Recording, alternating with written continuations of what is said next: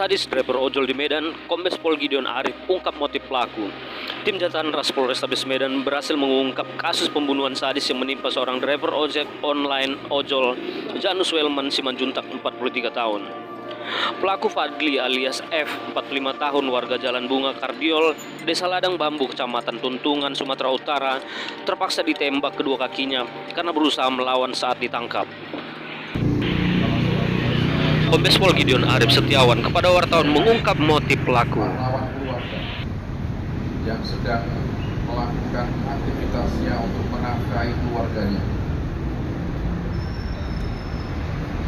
Namun kemudian menjadi korban tindak pidana yang dilakukan oleh seorang tersangka F yang menurut konstruksi hukum kita dilakukan secara berencana dengan perencanaan terlebih dahulu karena dia sudah mempersiapkan pisau yang digunakan untuk melakukan pembunuhan, lalu dia juga mempunyai tujuan ketika melakukan pembunuhan. Ada motif yang jelas dalam peristiwa ini sehingga kita berani menetapkan tersangka pasal 340.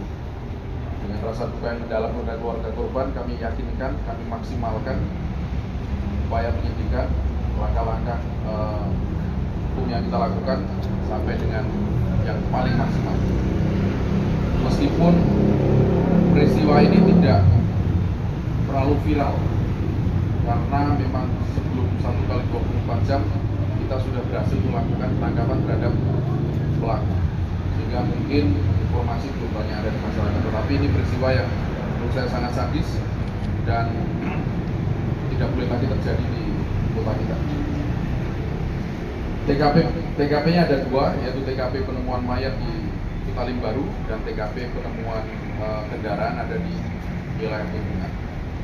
Lalu peristiwa yang terjadi pada hari Minggu tanggal 23 Februari 2025 sekitar pukul 20.00.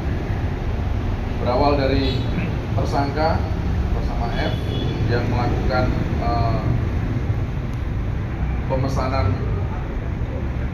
melalui aplikasi InDriver, kemudian mendapat sambutan dari korban dan mereka bertemu pertama di Johor.